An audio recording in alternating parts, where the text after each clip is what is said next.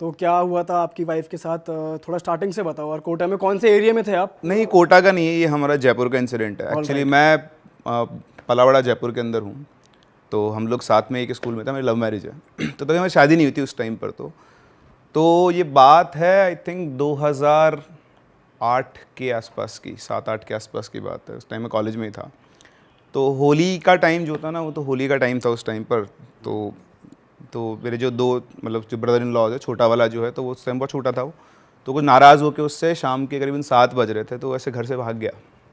तो उसको ऐसे पकड़ के लाने के लिए कि वापस आ जा, वापस आ। तो गई, तो वहाँ पे एक चौराहा था, तो वहाँ से गई, वापस आई, और 15-20 मिनट के बाद उसको पैरों में बहुत तेज़ दर्द होने लगा। तो उस दिन से उसके पैरों में दर्द शुरू हुआ, तो वो दर्द बहुत तेज़ होने लगा उसको, और विद इन 2-3 डेज़ उसके पैरों ने काम करना बंद कर दिया। मतलब पैर पे खड़ी भी नहीं हो सकती थी। आप सोचो, आप कल तो आप अच्छे खासे चल रहे थे, 2 दिन बाद आपके उठ भी नहीं पा रहे हो, आप उठते ही गिर जाओगे आप। तो डॉक्टर के पास गए, MRIs हुई, कोई नॉर्मल कुछ भी नहीं है, पर पैरों में जान नहीं है। तो ऐसा नहीं कि वो लोग इसे मानते नहीं थे, तो उन लोगों ने ये सब भी ट्राई किया, उनके गांव से पता किया। तो गांव में जो आप बोलते हैं ना, देवता आते हैं किसी के अंदर, उनसे बात की, तो उन्होंने बोला कि इसके ऊपर तो किसी ने कुछ करवा दिया है। फिर वो एक अलवर में एक बाबा थे, उनके पास गए। तो इस तरह चलता रहा उनका प्रोसेस। अच्छा, हमारी उस टाइम पे इतनी बात होती नहीं थी, तो मुझे तो किसी थर्ड पार्टी से पता लगा कि ऐसा कुछ हो गया है। तो फिर वो वहाँ गए, अलवर में उन्होंने इलाज करवाया 3-4 महीने, तो थोड़ा थोड़ा इम्प्रूवमेंट हुआ। बट फिर भी ऐसा नहीं था कि आप घूम फिर सकते हो। एक तरह से आप ये मान लो कि हाफ बेड रिडन हो आप। तो फिर मैंने देखा कि चल रहा है, अभी चल रहा है, इलाज चल रहा है, पर कुछ इलाज से कुछ हुआ नहीं। तो मेरा एक दोस्त है सैंडी, अच्छा शायद आप लोगों को पता नहीं है, बट मेरा एक डांस ग्रुप हुआ करता था जब मैं कॉलेज टाइम पे था तब। तो मैं थोड़ा ठीक ठाक डांस कर लेता हूँ। तो हम लोग का एक डांस ग्रुप था, तो मैं से डांस प्रैक्टिस पे गया हुआ था। तो मैं थोड़ा परेशान सा था, तो उसने बोला क्या हुआ यार भाई तेरे को? तो मैंने बोला यार ऐसे ऐसे बात हो गई। तो एक काम कर, तो मेरे साथ चल, मेरे एक भैया हैं, शंकर भैया नाम उनका, और वो इस चीज़ का इलाज कर सकते हैं। अब उस टाइम पे अपने को लगता है चलो कुछ भी करके करते हैं। तो मैं गया उनके पास। तो शंकर भैया शाम को मिले। शंकर भैया पहले देखते हैं मुझसे और कुछ नहीं पूछते हैं, मुझसे बोलते हैं कि तू उससे शादी करना चाहता है क्या?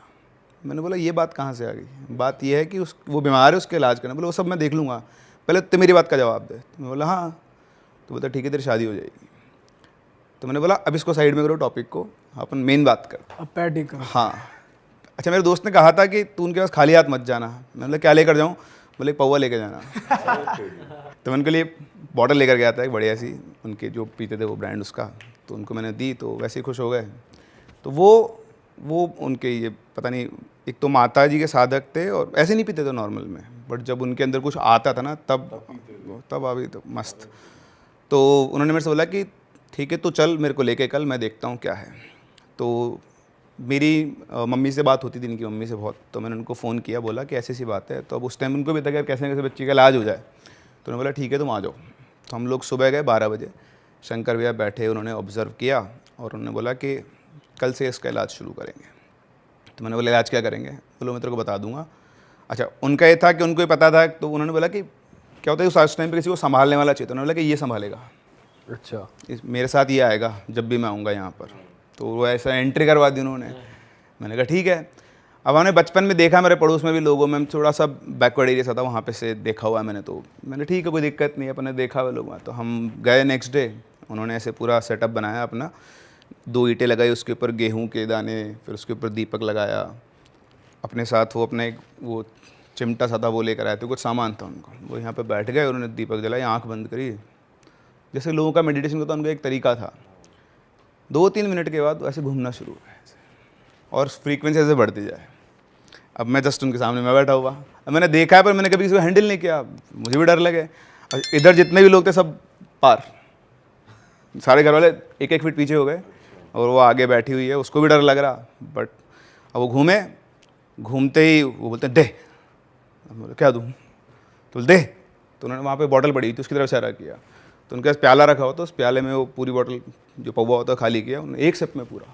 अरे तेरी पूरा वो जो देसी टाइप वाला होता है ना जो। फिर दूसरा डाला, उसके बाद वो खड़े हुए, ऐसे चिमटा उठाया उन्होंने, एक पैर से, लंगड़े पैर से पूरे घर का चक्कर लगाना, जो चिमटा मारते जाएं, वो आगे आ गए, मैं उनके पीछे पीछे। हम पूरे हर एक कमरे, हर एक कोने का चक्कर लगा गया है घर में, और फिर वापस वहीं आके बैठ गए।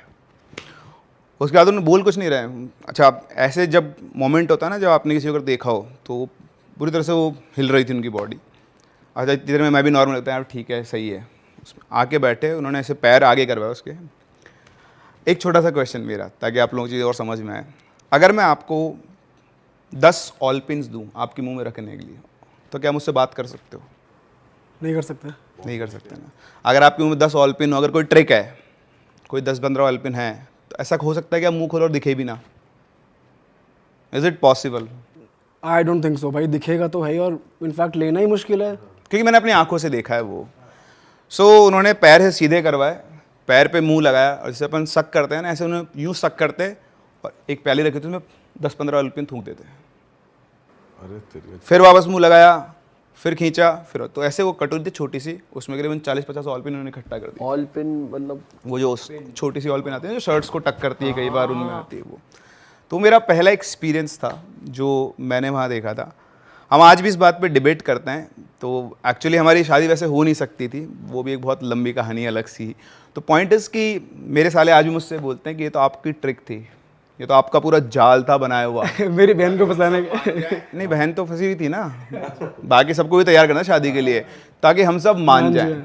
लेकिन ऑनेस्टली ऐसा कुछ भी नहीं था, वो मेरी आंखों के सामने। और ये उन्होंने एक दिन किया, फिर ऐसे लगातार 3-4 दिन किया, मतलब हफ्ते में 3 बार उन्होंने किया।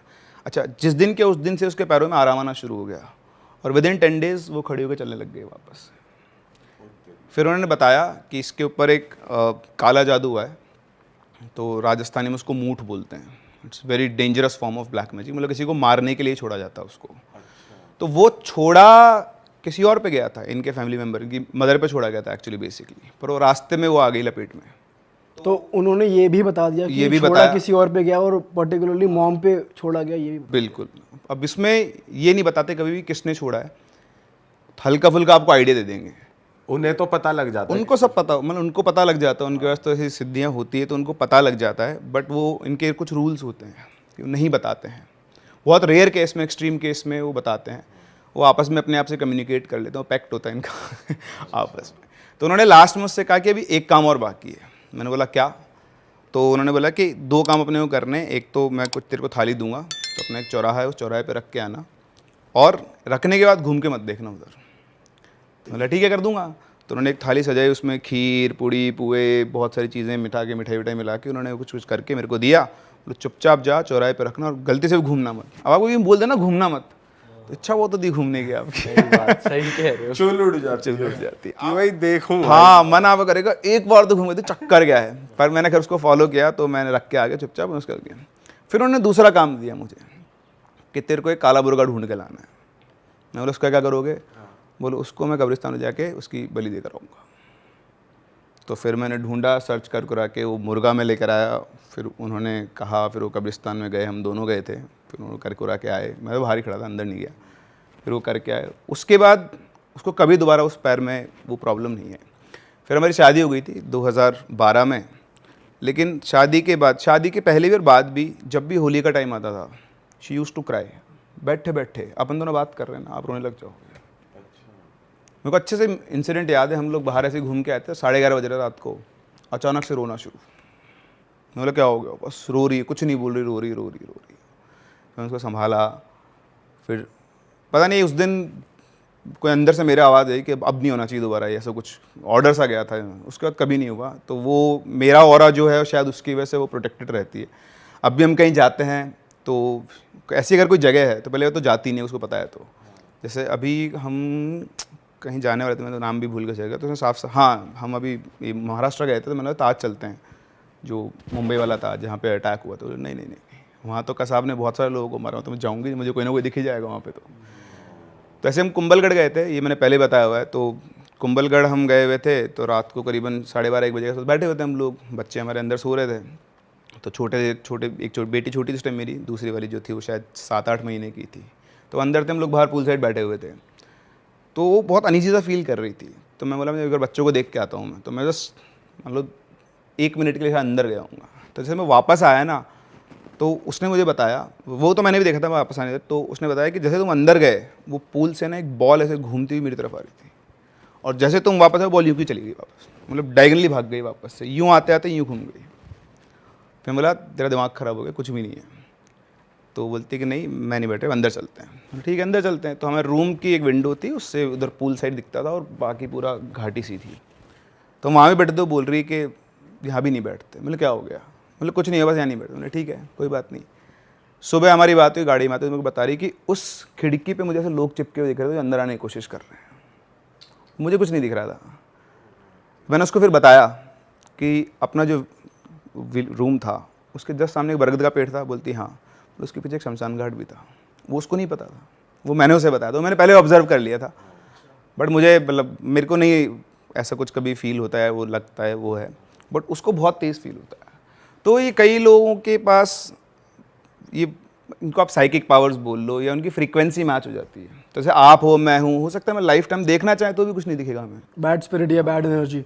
तो उनकी फ्रीक्वेंसी लो होती है या उनकी फ्रीक्वेंसी हमसे हाई होती है? मैं आपको बहुत सिंपल सा एग्जांपल देता हूँ। आपने एफएम के वो देखे हैं 91 से शुरू होगा, 91, 91.1। अब आप तो 91.1 पे हो, आप 91.01 पे जाओ, आप 91.001 पे जाओ।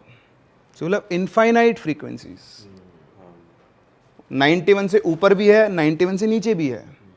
अब आपको गाना कब सुनाई देगा? 91.1 पे या फिर 92.7 पे या फिर 94.3 पे। तो किसका वो जो है फ्रीक्वेंसी किससे मैच हो रही है, दैट इज़ द पॉइंट। और वो कब, ऐसा नहीं है कि हम, जैसे मैं आपको बताता हूँ, आपके यहाँ पे चैनल पे कई घोस्ट इन्वेस्टर्स भी आए हुए हैं जो इसको इन्वेस्टिगेट करते हैं। वो कई जगह गए उनको कुछ नहीं दिखा, लेकिन कई जगह गए उनको फील हुआ। तो वो एनवायरनमेंट, वो टाइम, वो सब कुछ सेटअप होता है। ऐसा नहीं होगा कभी भी कि आपको, आप एक हॉन्टेड लोकेशन आपको होता है यहाँ हॉन्टेड है और आप गए और आपको दिख जाएगा, कभी नहीं होता।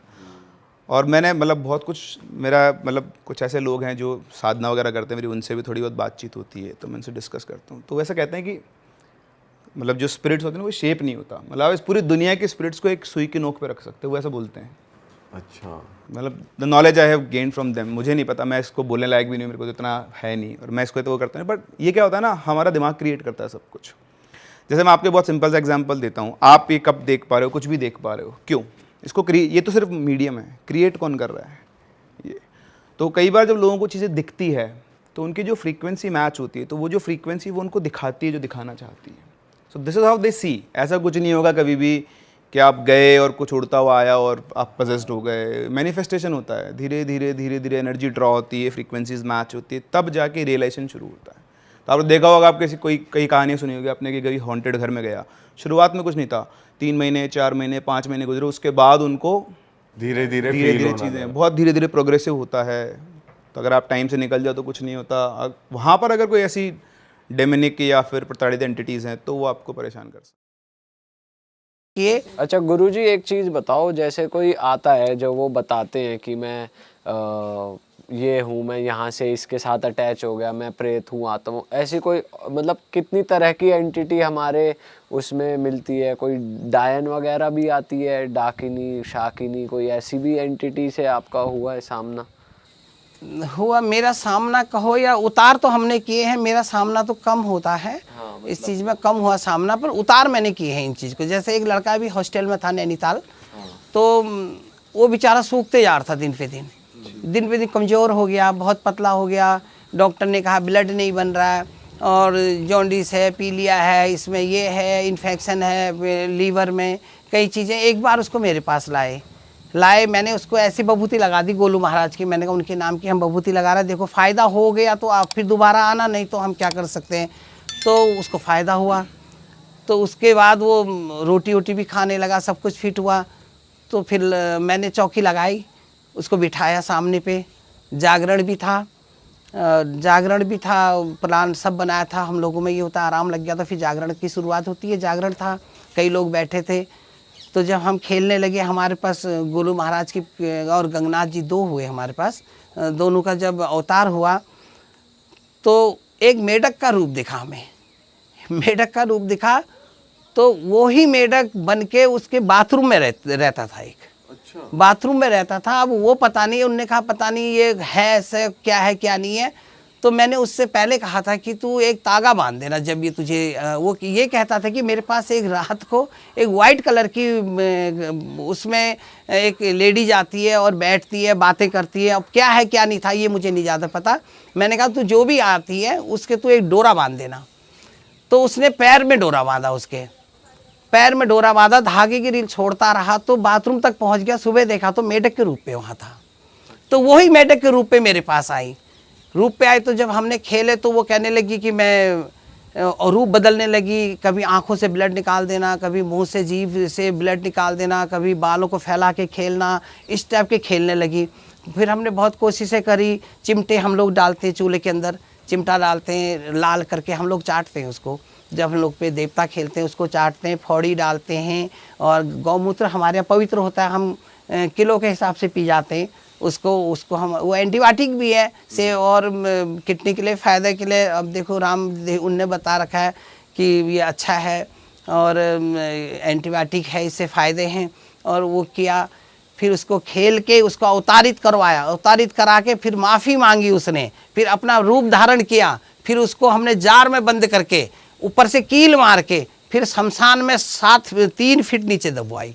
तो वो दिन है, ये दिन है। वो लड़का अभी ठीक है, फिट है। और अभी अब वो कहते मैंने अब तो नहीं कोई मेढक आ रहा। बोला नहीं पंडित जी अब कोई नहीं आती मेरे पास। तो गुरुजी जो आप कह रहे थे मेंढक रूप बदल रहा है, वो आपके जब आप ध्यान में थे तब आपके सामने था या वो उसी बच्चे नहीं, के रूप जब हमने जागरण शुरू करा, जब ढपली बजी, जागरण हुआ, अंगीठी जली और चारों तरफ से उसको घेरा गया, उसको भागने का मौका नहीं दिया कहीं से भी। उसको हमने चारों तरफ से दरवाजे बंद नहीं करे, खाली घेर दिया उसको। अपनी उससे हमने अपनी मंत्रों से घेर दिया। मंत्रों से घेरने के बाद वो हिल नहीं पाई कहीं को, तब उसने अवतार लिया। नहीं तो कभी वो छुप जाती, कभी कहती मैं देवी हूँ, कभी कहीं मैं ये हूँ, कभी कहीं वो। बहुत देर में जब जागरण लग के चिमटा अंगीठी में डाला, जब लाल करके हम लोग चाटने लगे, तब जाके उसका अवतार हुआ। तब जाके बोली कि मैं ये हूँ और मैं यहाँ से आई हूँ और मुझे ये अच्छा लगा, मैं पहले ये थी वो थी। उसे सारी अपनी बातें बताई। बताने के बाद मान भी गई और हमने उसको कोई नुकसान नहीं पहुँचा, बाइज्जत हमने उसको रिहा कर दिया। और कसम रसम करवाते हैं हम लोग उसकी, जैसे मोमटनो में है फांसी दिलाते हैं, बड़ी सरकार इनकी होती है बदायूं मेरठ, वहाँ पे दिलाते। पर हमने ऐसे नहीं, हमने उसको अपने हिसाब से, अपने मंत्रों से उसको हमने जहाँ पहुँचाना है वहाँ हमने उसको पहुँचाया। आप कसम दिलाते हो कि दोबारा तंग नहीं करेंगे? नहीं, कसम नहीं होती है, कसम नहीं होती है, मंत्र से ही बंधन होते हैं, उसका हिस्सा दिया जाता है। जैसे कई लोग बलि देते हैं, मैंने बलि तो दी तो है पर मैंने करवाई नहीं अपने हाथ से कभी। जैसे खिचड़ी देना है और उसके साथ पंच फल, पंच मेवा, पंच मिठाई और ये चीज़ें दे के उसके कीलें गाड़नी पड़ती है, उसकी क्रिया होती है, उसको बंधन करके कि दोबारा किसी पे अटक ना करे। अच्छा। और गुरुजी जैसे और भी पावरफुल ये नेगेटिव एनर्जी होती है, ऐसे कहा जाता है मसान हो गए या छलावा हो गए, ऐसे किसी से भी पाला पड़ा? मसान तो हर जगह पे है, जैसे क्या बेताल घाट के मसान है कि वहाँ पे, और ब्यानधुरा पे मसान है, वो संगलों से बांधे हुए हैं। वो कहते हैं जब करवटें बदलते हैं तो संगलों की आवाज़ आती है। और जिन पे ये देवता कई प्रकार के, जैसे जिन पे ये चीज़ें आती हैं, ब्यानधुरा बाबा हैं और ये बेताल विक्रम, ये चीज़ें आती हैं, उनके सामने ये चीज़ें तो टिकती नहीं हैं। और भी शक्तिशाली देवताएं हमारे उत्तराखंड में एक से एक हैं, बहुत बड़े बड़े हैं, जो आमने सामने परिचय भी कर देते हैं, बता भी देते हैं हमें और भगा भी देते हैं। उत्तराखंड में कितने प्रकार के देवी देवता हैं जो बहुत पावरफुल है? उत्तराखंड के जो देवी देवता है वो काफ़ी पावरफुल हैं। उनके आगे राजा महाराजा, पीर पैगंबर कहो या कोई किसी की नहीं चलती उनके आगे। काफ़ी शक्तिशाली और अजमाए हुए हैं ये। जो मांगो वो मिलता है, जो चाहो वो मिलता है। जो किसी ने, जैसे एक बार देखो यहाँ अंडमान निकोबार में पानी का जहाज़ डूब गया था, तो बटालियन थी ये वाली पानी वाले, क्या बोलते हैं इनको, जो पानी वाले होते हैं, नेवी वाले। तो उनने डूबने लगा तो उनने कहा अगर आपके कुमाऊं पे कोई देवी है तो उसको पुकारो, तो तब हमारा यहाँ से उद्धार होगा। तो एक कुमाऊं बंधे ने अगर है तो हाट काली का, तो हमारी नैया पार लगा, इतने में वो पूरा जहाज पार कर दिया। आज भी हाट कालिका पे 50 रुपये बटालियन कटती है हर बंदे पे, कि उस पे जाता है हर बंदे का, और उसमें इतनी शक्ति है, उसने डूबते को पार करा लिया। अब इससे बाकी आप क्या कहोगे, इससे बड़ी देवी कौन है? इतनी शक्तिशाली देवियां हैं, जो मांगो वो मिला। इनका ज़्यादा बड़ा मंदिर नहीं है, इनकी कृपा और इनकी महिमा इतनी ऊंची और इतनी आगे है कि उस परिक्रमा जितनी करो, जितना कहो वो भी कम है। गुरुजी, आपकी जैसे आपके शरीर पे देवी देवता प्रवेश करते हैं, तो आपके क्या नियम है, आप थोड़ा बता सकते हो अपने रूटीन और नियम के बारे में? आपको क्या क्या फॉलो करना पड़ता है और अगर नहीं करा तो क्या दंड मिलता है आपको? देखो, ये बात बहुत बड़ी है और उटपटांग भी है, और कुछ लोग मानेंगे इस बात को, कुछ नहीं मानेंगे। मेरे ऊपर नहीं, जो भी हमारा उत्तराखंड का बंधा देविक पूजा करता हो, पंडित हो, पुजारी हो, इसको हम लोग डंगरिये भी कहते हैं, और ये चीज़ है, तो उसने सुबह स्नान करना बहुत ज़रूरी है। हालांकि स्नान तो सबके लिए ज़रूरी है, पर ये पूजा पाठ वालों के लिए बहुत ज़रूरी है। और भोजन अपने हाथ से बनाना है, खाना अपने हाथ से खाना है। और जो हमारे यहाँ घर पे लेडीज है, अपनी अर्धांगिनी जो 7 दिन उसका पीरियड्स होता है, उसके हाथ का नहीं खाना है। 5 दिन तक उसको किचन पे नहीं घुसना है। 7 दिन तक घर पे जोत नहीं जलेगी। जिसकी अगर अर्धांगिनी पीरियड से है तो उसका पति भी अशुद्ध माना जाता है, वो भी पूजा नहीं कर सकता है, और उसको घर से अलग रखा जाता है। और अगर जो इस नियम का नहीं कर, और सूतक हो गया, सूतक बोलते हैं कि मौत को, बिरादरी जो मुंडन वाले होते हैं, उसमें अगर किसी की एक विकेट गिर गया तो 45 दिन तक वो लोग पूजा पाठ, मंदिर पे जागरण, घर पे न प्रसाद ले सकता है, न दे सकता है, न पूजा कर सकता है। तीसरी चीज़ है हमारे यहाँ नातक। नातक बोलते हैं 22 दिन का होता है। अगर बिरादरी में बच्चा पैदा हो गया तो उसने उसके नियम पे रहना है, वो भी पूजा नहीं कर सकता है। घर पे चिराग नहीं जलेगा, शुद्ध वातावरण पे रहना, मंदिर वगैरह वगैरह जाना उसका मना होता है। ये अगर वो ना करे, इस चीज़ का परहेज ना करे, तो उसके ऊपर स्किन पे जो बीमारियां, चर्म रोग जिसे कहते हैं, जैसे दाद है, खाज है, खुजली है, इन्फेक्शन हो जाना है, और फोड़े फुंसी वगैरह निकल जाते हैं, और बहुत सी बीमारियां हो जाती, बुखार भी आ जाता है, आंख लाल हो जाती है, कई चीज़ें। ये बिल्कुल ऑनलाइन है। आज अगर आप इस चीज़ को आजमा लो, जो भी हमारे डंगरिये पुजारी गुरु ये चीज़ें हैं, इसका परहेज ना करें तो दूसरे दिन ही इसका आप रिजल्ट देखिए। तब हम लोग को भोजन भी बाहर का किसी के द्वारा बना हुआ नहीं खाना है, अपने हाथ से भोजन बनाना है। जल तक हमने ग्रहण नहीं करना है किसी के पास का।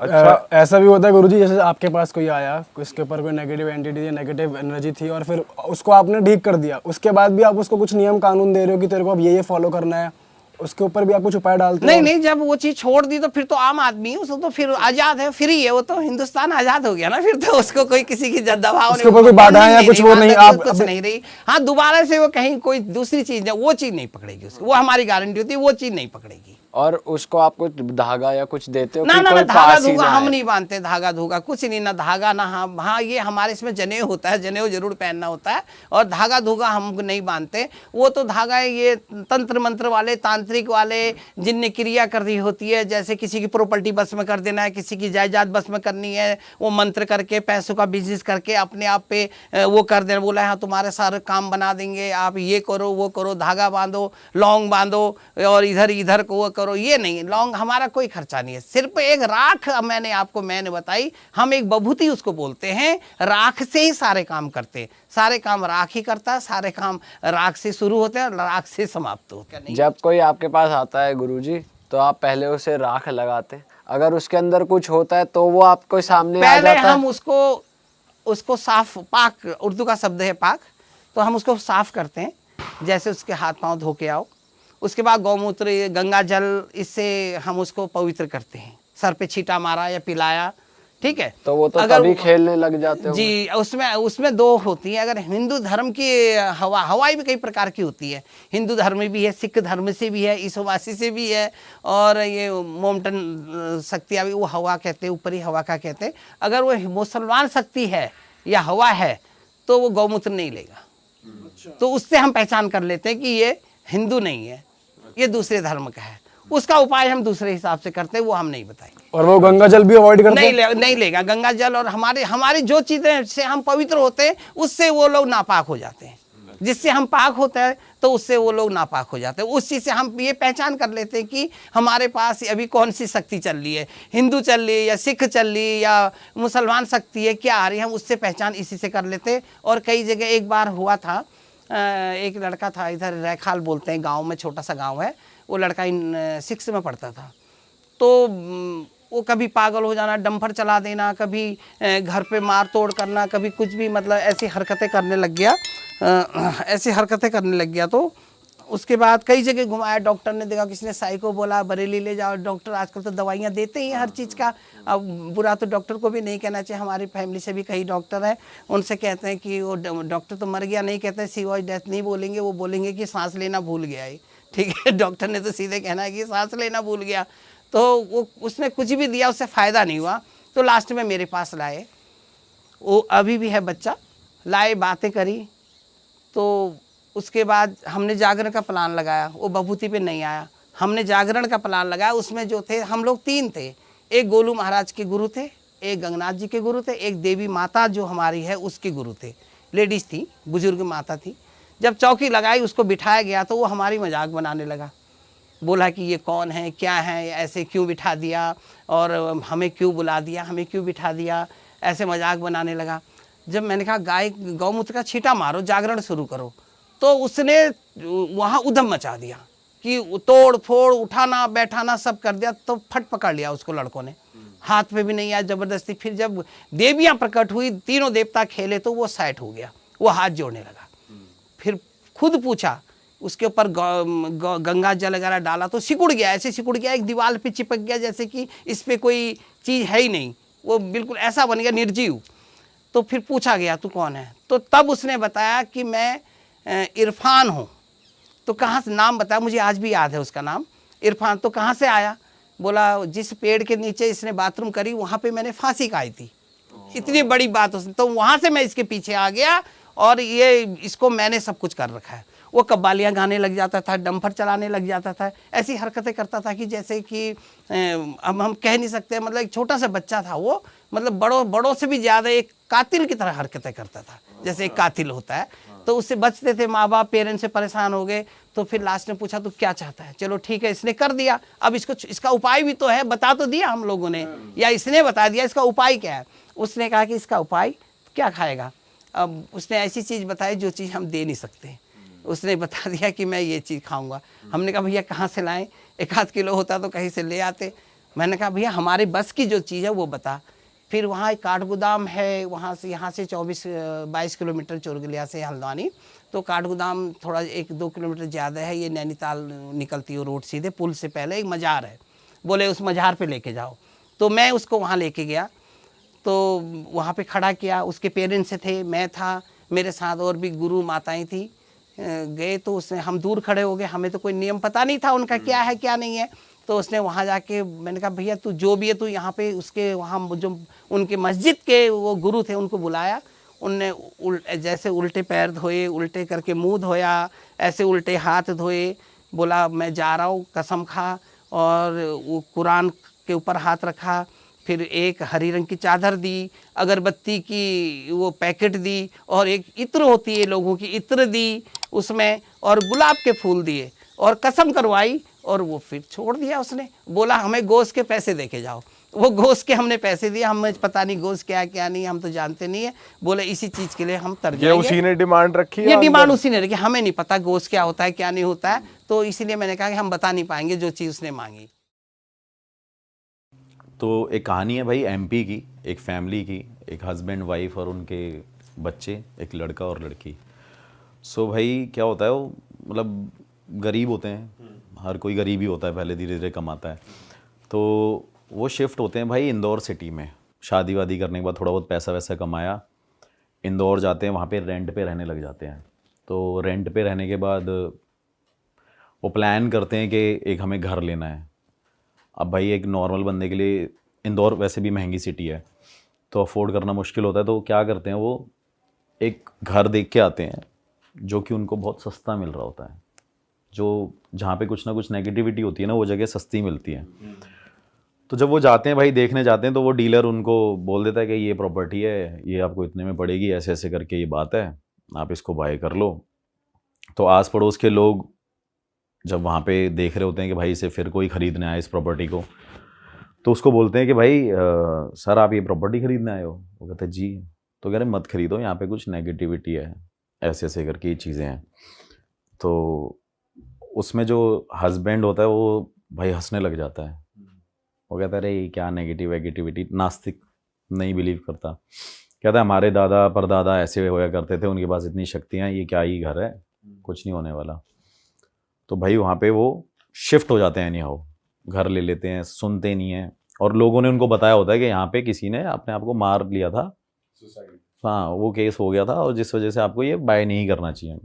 लेकिन फाइनली वो शिफ्ट होते हैं, शिफ्ट होने के भाई नॉर्मल चल रही होती है लाइफ उनकी, 15-20 दिन होते हैं, फिर क्या होता है स्कूल्स में एडमिशन होता है बच्चों का, बच्चे स्कूल जाने लगते हैं, और 1 महीना होता है। लेकिन उसमें क्या हो रहा था उस टाइम पे उसके जो हस्बैंड को ना कुछ ऐसे ड्रीम्स आते रहते थे उल्टे सीधे, वो बेचैन होता रहता था। तो थोड़े टाइम बाद क्या हुआ, बच्चे छोटे छोटे थे, ज़्यादा एज होगी नहीं उनकी, 10-12 साल के बच्चे थे वो, एक लड़का था एक लड़की थी।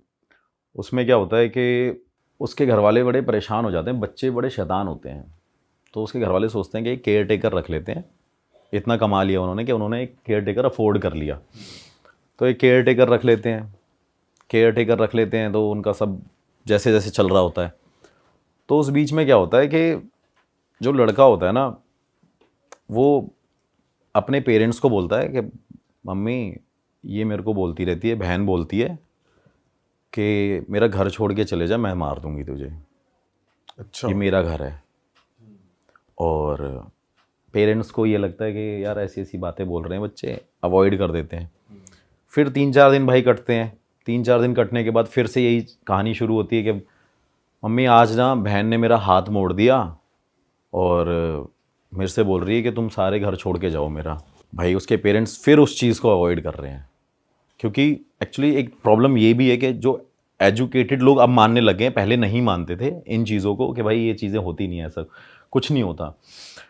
तो थोड़े टाइम बाद क्या होता है, फिर दोबारा ना वो रोते रोते रात को जाती है कि भाई ने मेरा आज गला पकड़ लिया और मेरे चेस्ट पे बैठ गई थी और मेरा ना गले को दबा रही थी और गुस्से से कह रही थी इस घर को छोड़ के चले जाओ। भाई उसके पेरेंट्स उस बात पे थोड़ा सा सीरियस हो जाते हैं कि यार ऐसी क्या बात हो गई है कि लड़का ये हमारा ऐसे ऐसे बोल रहा है। फिर उसके पेरेंट्स डिसाइड करते हैं, फैमिली में डिस्कस करते हैं कि ये बार बार ऐसे ऐसे बोल रहा होता है। फिर भाई वो डॉक्टर के पास जाते हैं। अब डॉक्टर का क्या काम है कि भाई उसको ट्रीटमेंट देना और ये सारी चीज़ें करना। लड़का वहाँ पे डॉक्टर को क्या कह रहा है कि इसके अंदर कुछ ना कुछ है, ये मुझे डराती है रात को, मुझे रात को डराती है और अलग अलग आवाज़ें निकालती है। तो जैसे ही वो सुनते हैं तो डॉक्टर कहता है ये ना थोड़ी सी मेंटली सिक है लड़की जो है आपकी, डॉक्टर ये बोल देता है। उसको भाई मेडिसिन रिकमेंड कर देता है, इससे ये ठीक हो जाएगा। तो नॉर्मली फिर किसी पंडित को बुला ही लेते हैं कैसे ना कैसे। उसकी मदर इंसिस्ट करती है, लड़की की मदर इंसिस्ट करती है अपने हस्बैंड को कि एक पूजा करा लेते हैं। तो पूजा भी कराने लग जाते हैं वो। तो फिर भाई 10-15 दिन तक नॉर्मली वही लाइफ रूटीन चल रहा था और उसकी मेडिसिन चल रही होती है। फिर थोड़े टाइम बाद क्या होता है, फिर दोबारा वो लड़का अपने घर में होता है, ऐसे स्टेयर्स पे खड़ा होता है। वो लड़की भाई उसे हिट कर देती है, उससे स्टेयर से धक्का दे देती है।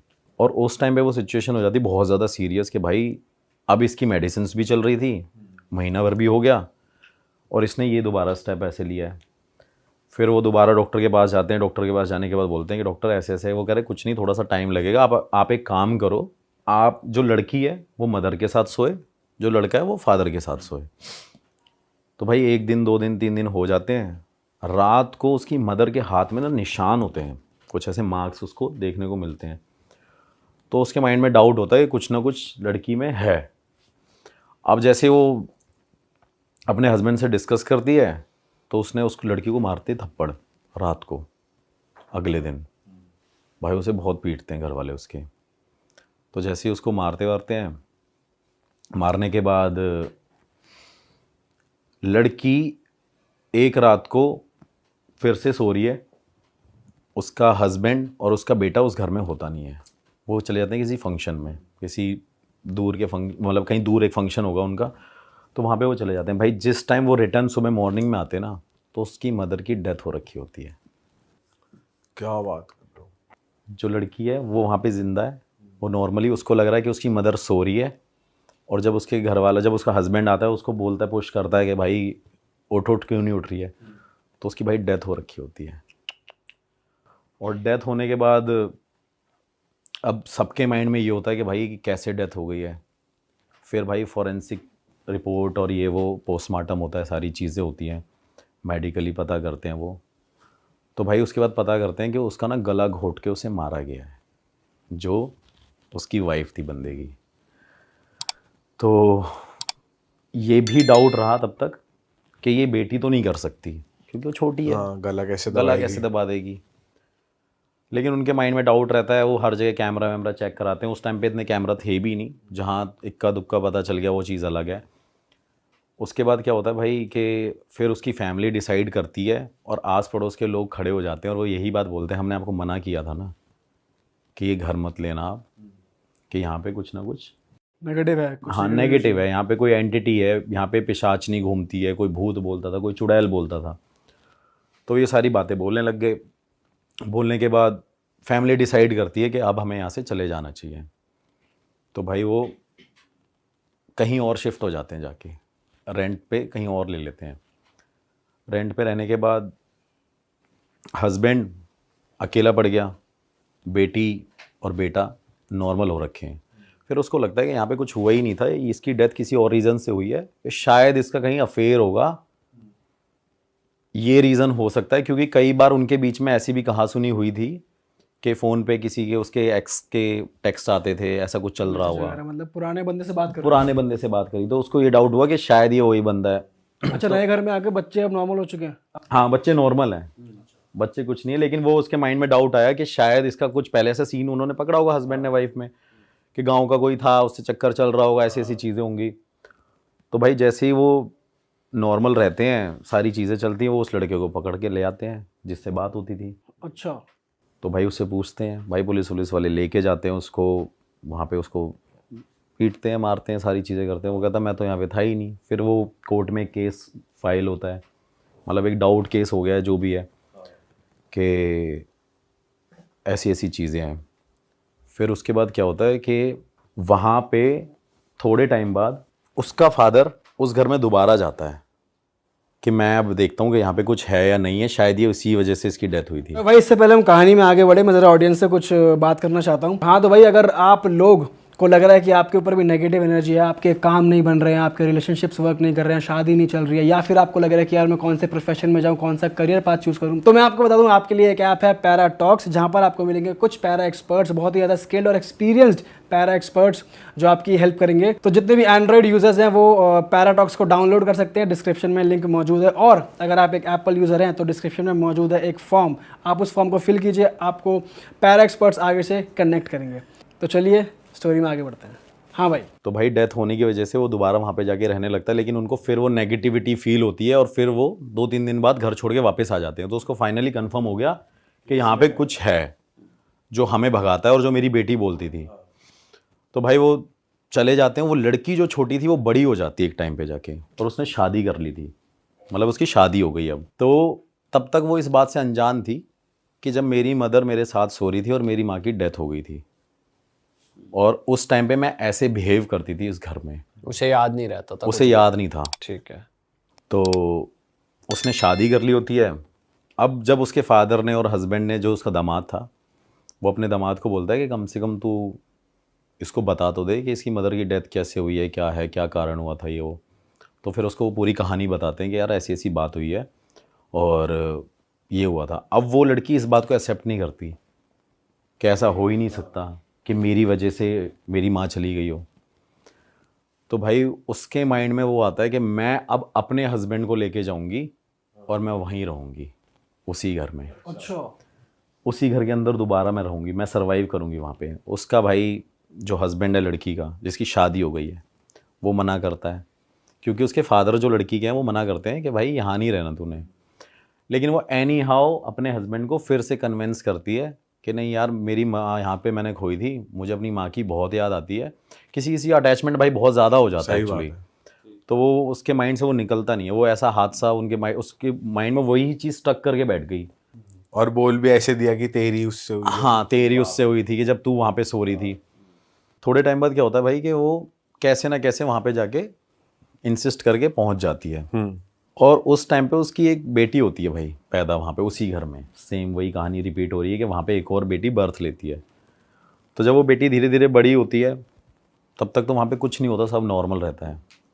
जैसे ही भाई वो 6, 7, 8, 10 साल की होती है, होने के बाद उसको भी यही सेम फील होता था जो उसकी जो माँ को फील होता था बचपन में। उसको कोई बोलता था कि ये घर छोड़ के चले जाओ वरना मैं तुझे मार दूंगी, तेरी माँ को भी तो हमने मारा था।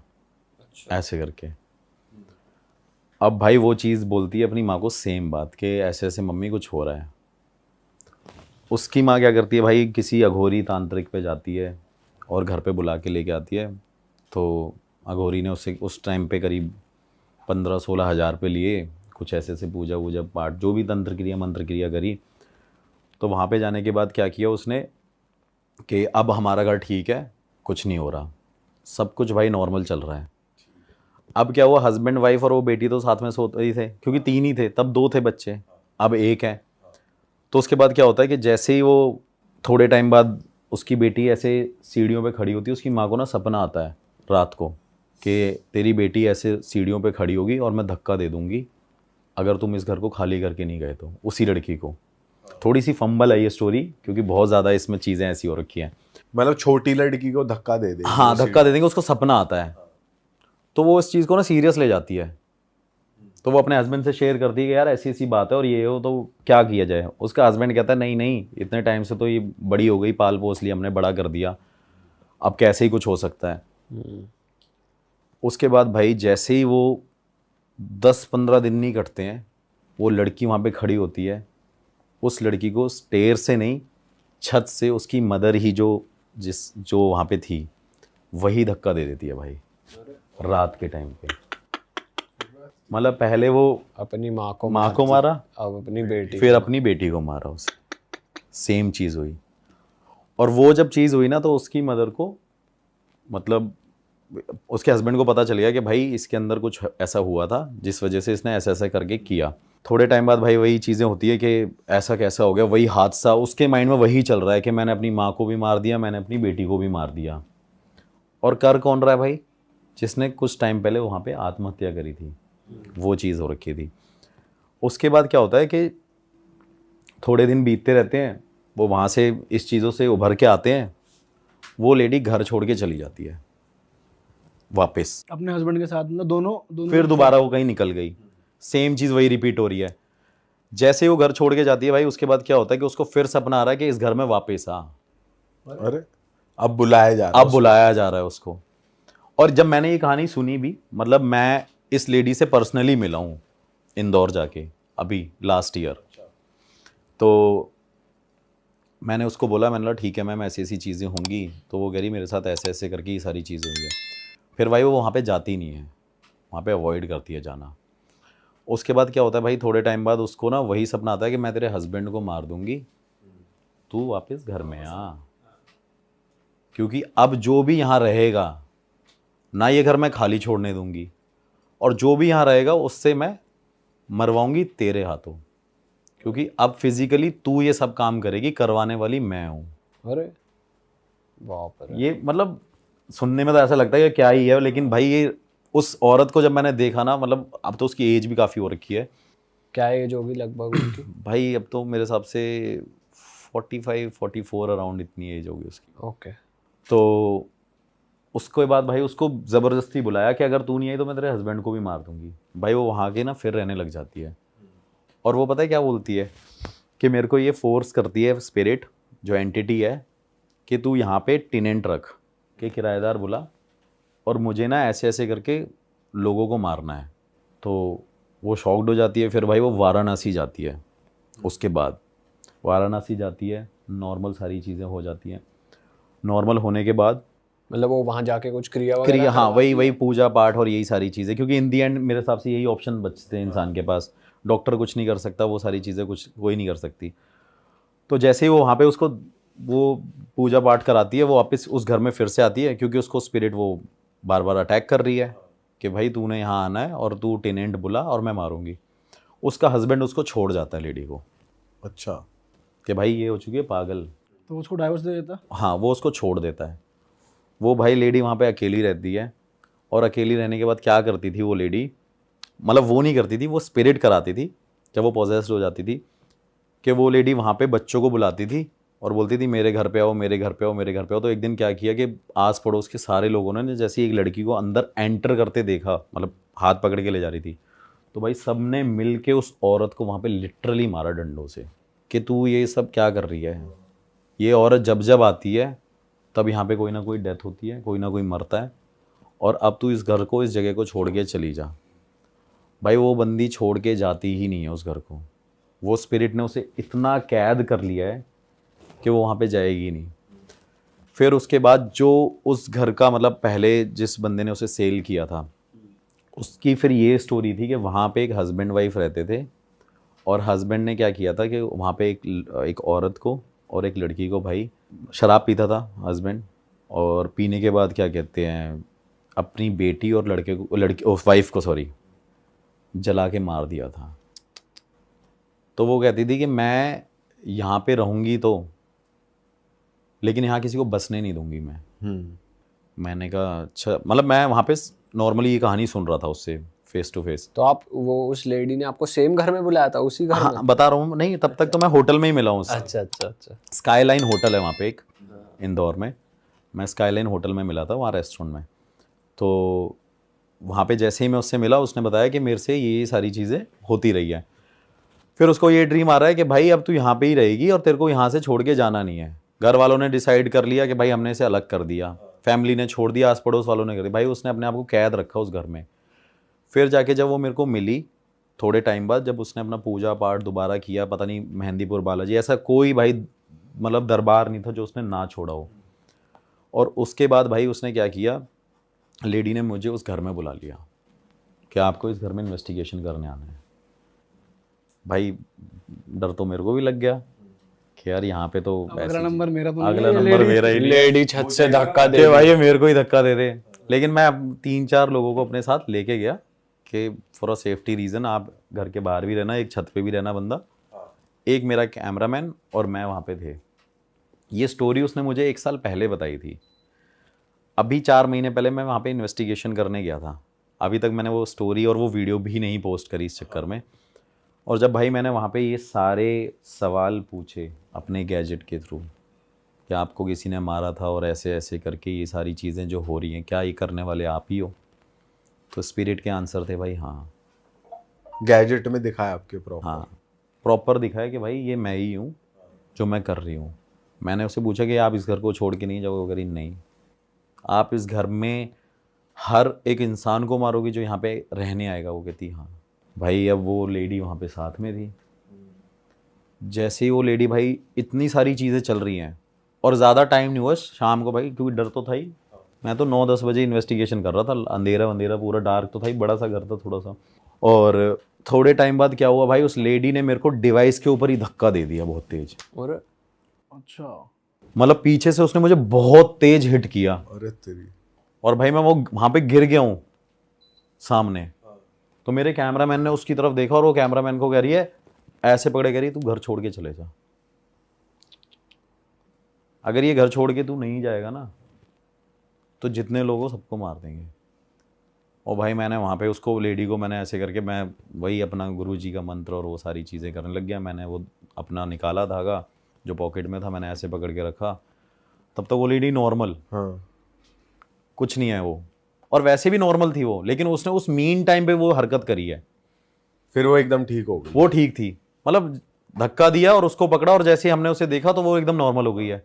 और वो लेडी भाई लिटरली रो के नीचे ज़मीन पे बैठ के कह रही है मुझे इससे बचा लो, ये सामने खड़ी हुई और ये मेरे को बोल रही है इनको मार। अच्छा, वो किसी एक खाली जगह पॉइंट आउट कर रही है? खाली जगह पॉइंट आउट कर रही है, कह रही है ये देखो सामने, ये मेरे को बोल रही है कि इनको मार दे और यार चले जाए, इनको बोल दे यहाँ से चले जाए या इनको मार दे।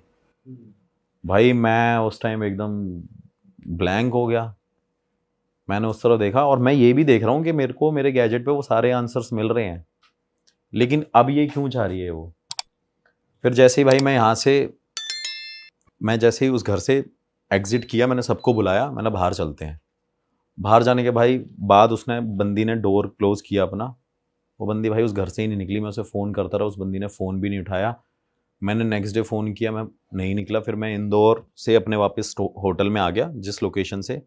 फिर लोकेशन से आने के बाद भाई मैंने उसको फ़ोन किया। वो कह रही कि स्पिरिट कह रही थी कि तूने उसे जाने कैसे दे दिया। अरे मैं शॉक्ड हो गया, मैंने बोला यार ये तो बड़ा ही अलग चक्कर है। फिर अब मेरे को ये था कि भाई क्लाइंट ने मुझे पैसे भी दिए थे इन्वेस्टिगेशन के, जो भी मतलब एक्सपेंस लगता है जो भी। तो भाई उस लेडी के पास जब मैं वहाँ पे फिर मैंने फ़ोन वोन किया, वो भाई स्काईलाइन होटल पे दोबारा मेरे से मिलना ही, मेरे से कह रही मेरे को माफ़ कर दो, वो मेरे से ये बोल रही थी और ऐसी ऐसी बातें। फिर मुझे लगा शायद ये मेंटली डिस्टर्ब ना हो, तो मैंने बोला मैम आपके ना दिमाग में कोई कमी है, आपके दिमाग में कोई कमी है। बट आपको आपने ऐसे क्यों बोला? क्योंकि अगर आपके गैजेट्स में भी अगर स्पिरिट के आंसर्स आ रहे हैं, मतलब एक्चुअली में वो उसको परेशान कर रही है स्पिरिट, हाँ तो दिमागी रूप से तो वो फिर मेरे को एक डाउट होता है ना कि शायद इसके दिमाग में ही कोई कमी होगी, ये सबको धक्का ही दी जा रही है। लेकिन स्पिरिट ने तो आंसर दिया था कि ये मैं ही हूँ, लेकिन मैं क्रॉस चेक कर रहा था कि ऐसा ना हो कि भाई इसको भी कुछ कोई बीमारी लगी हो कि यही मारती हो या ऐसा कुछ करता हो, क्योंकि पहले के टाइम पे ऐसे लोग होते भी थे भाई, सन की लोग जो कहते हैं। तो उसके बाद मैंने जैसे ही भाई वहाँ पे उसको बोला कि आपके दिमाग में, वो भाई साहब मेरे को फ़ोन पे अपने सारी दिखा रही, कह रही मैंने अपना इलाज करा लिया है पूरा, मेरा हस्बैंड, मेरा फादर मुझे सब कुछ छोड़ के चले गए इस वजह से, क्योंकि ये स्पिरिट मेरे साथ लग रखी है। फिर भाई मैंने वही अपने गुरुजी को फ़ोन वोन किया, ऐसी ऐसी बात है, बस मैंने उनसे बस फ़ोन पे इतना बताया, वो कह रहे कि भाई उस घर में वो चीज़ है और तू वहाँ से निकल जा। और जब मैं भाई वहाँ से निकल के आ गया ना, उस लेडी का मेरे पास कम से कम, अभी इस वजह से मैंने वो वीडियो पोस्ट नहीं करी, उसने बोला कि अगर तू यहाँ पे नहीं आएगा तो मैं तुझे अपने आप बुला लूँगी कैसे भी। बट इस बारे में अभी हम बात कर रहे हैं, वो देखेंगी फिर नहीं बोलेंगी? चलो लोकेशन नहीं आई वीडियो में, उनकी शक्ल नहीं आई या कुछ नहीं आया, हाँ नहीं बोलेंगी क्या, बोलने को तो देखो भाई मैं मतलब इतनी तो पावर है यार कि ऐसे कोई कुछ नहीं कर सकता बुलाने को, वो तो बात है ही।